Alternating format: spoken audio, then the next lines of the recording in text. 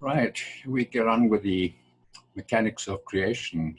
This is part 2, and we're looking at the hologram today. But I'd like to just do some revision of what we did in the first webinar. We talked about how the universe consists of 99.99% light and sound waves. And we talked about what are these waves. And we said there are basically two kinds of waves, light and sound waves.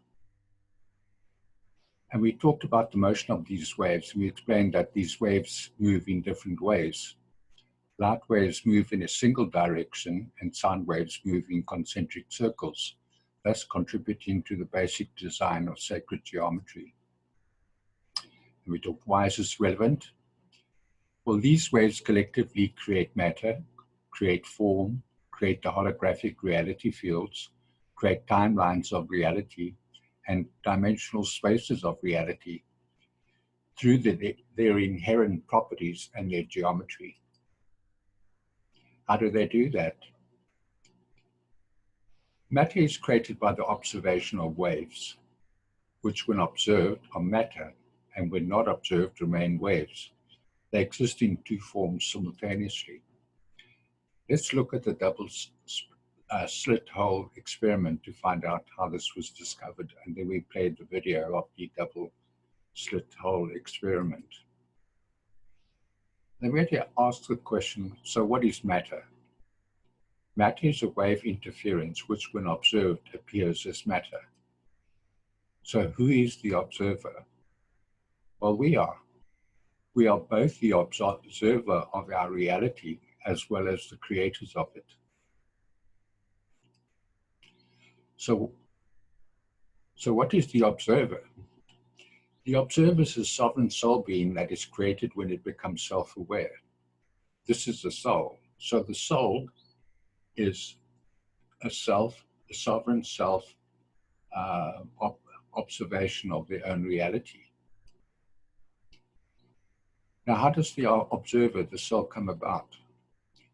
We said that souls are created when a wave of light and a wave of sound that are in harmonic resonance create a spark of energy and then magically enter a field, a reality field of awareness, and enter a soul evolutionary journey to have experiences in order to refine the soul.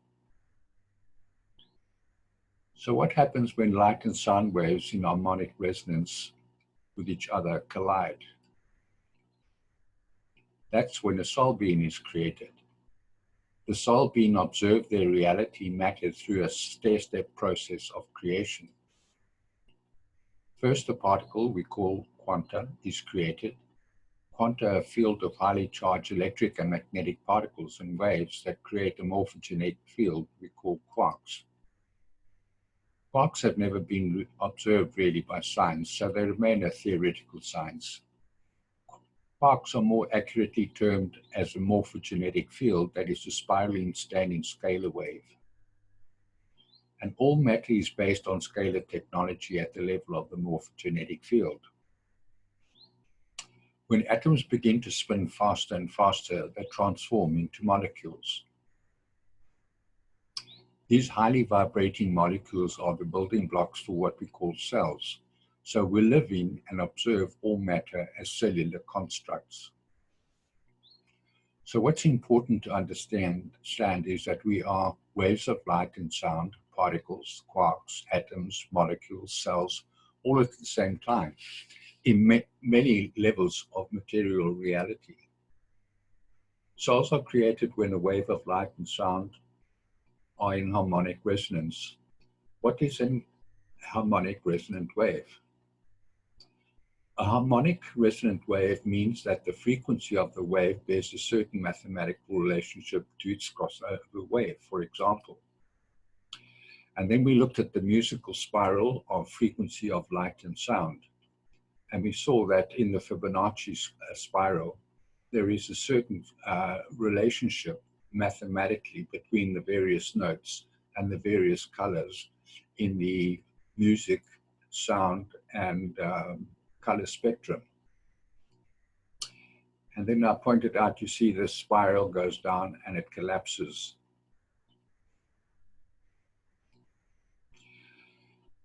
The frequencies of light and light create colors. The frequencies of create notes in music. When light and sound waves are combined in an harmonic way, they create a certain energy signature. That is what gives the soul its unique soul identity. The soul body is a field of highly charged electrically and magnetically charged fields of ions called plasma. How do we know we have a soul body? Because the soul can be filmed and photographed using bioelectric photography.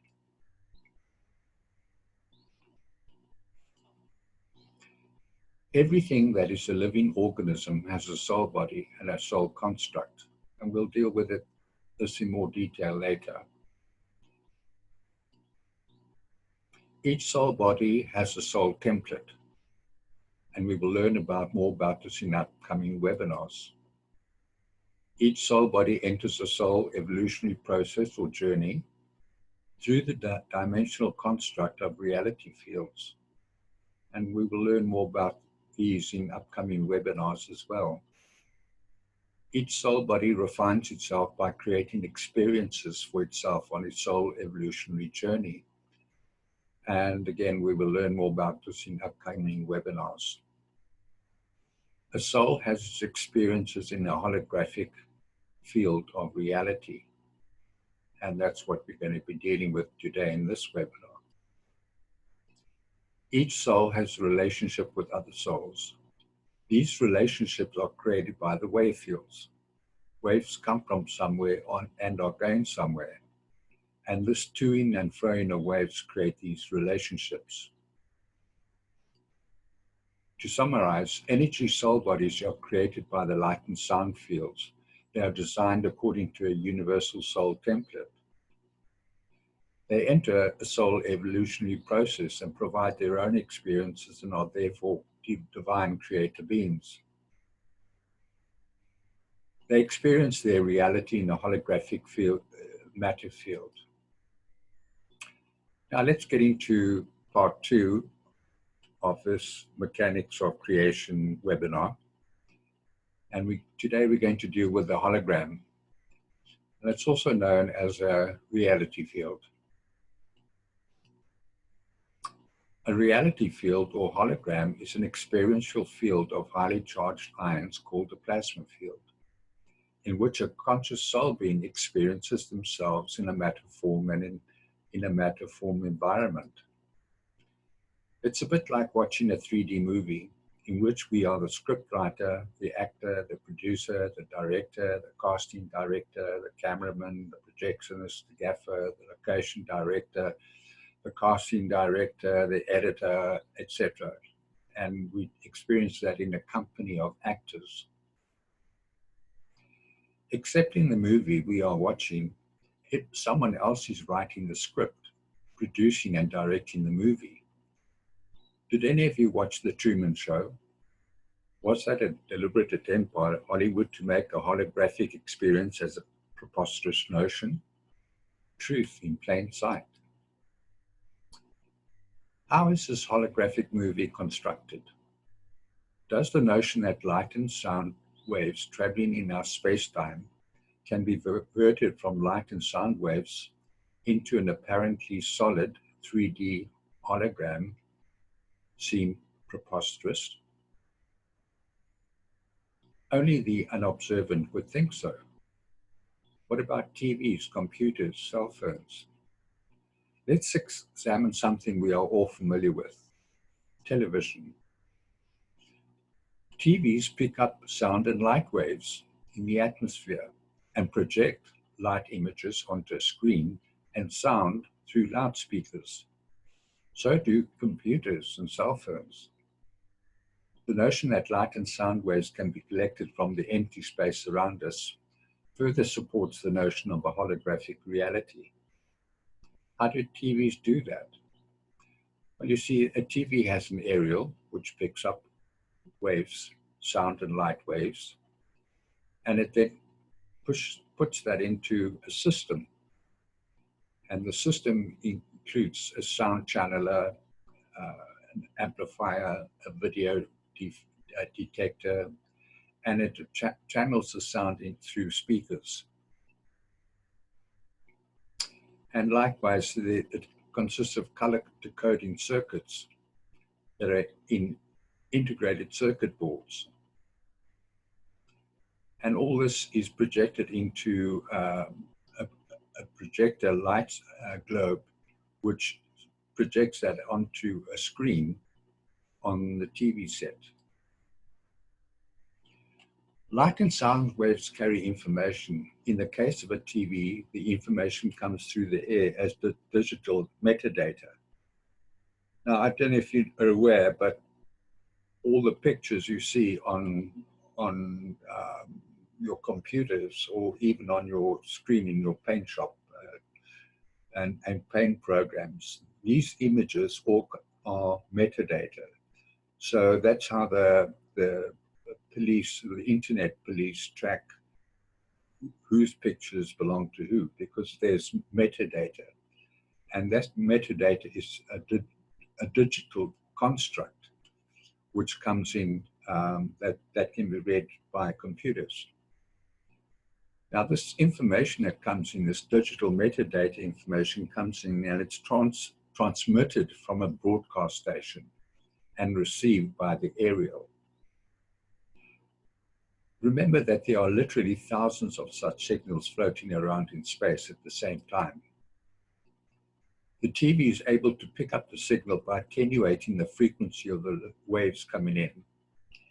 In other words, when you tune your TV to receive the waves at the same wave frequency as the frequency coming in, the TV is able to read and decipher that information and project that light information onto a screen and project the sound through loudspeakers. The picture we see on our TV screens looks smooth flowing, but in actual fact, the picture is flashing on and off so fast, it only appears smooth flowing. Physicists have postulated that all material matter is likewise flashing on and off. This will become more relevant in later webinars. Just to give you more information about TVs, TVs have what is called a logic board. And the electrical wiring within a TV set consists of transformers, coils, chokes, and resistors. These components are secured on a logic board. The circuit provides the correct electrical supply and sends messages to the various components of the TV set. It is the brain of the TV and enables it to function. And then there are capacitors. A capacitor is a device that stores an electrical charge between two metal plates and releases the energy as light. The capacitor in a TV set would give you a severe electrical shock if you touched it because it stores a large amount of power. Now, this circuitry in a TV is going to become more relevant when we deal with the construct of the soul, because in a sense, we also have the same circuitry in our soul bodies. And it will become very interesting later on that we will see how our soul body is very much like a TV set, that we can pick up signals of light and sound from the universe. But in the case of a TV is only receiving information and projecting it onto a screen. What we do, we receive information, project that onto the screen, but we also transmit that information. So we are all transmitting and receiving information all the time. In the universal order, the same principles apply, and we will deal with them in more detail later. Suffice it to say, can you now see that the notion of light and sound waves being attenuated can produce pictures and sound? Remember also that there are many programs being beamed out at the same time, and the picture you see and experience is one that you tune your TV into. So your viewing is determined by what picture you are tuned into. This will become more relevant as we go along. In a sense, we are like TVs, projecting the signals we are receiving into an experiential reality field that we experience as a holographic reality. In our next webinar, we will delve more deeply into this. But now, if you can understand that the universe is filled with light and sound waves that are attenuated by us as a holographic reality, thank you for watching.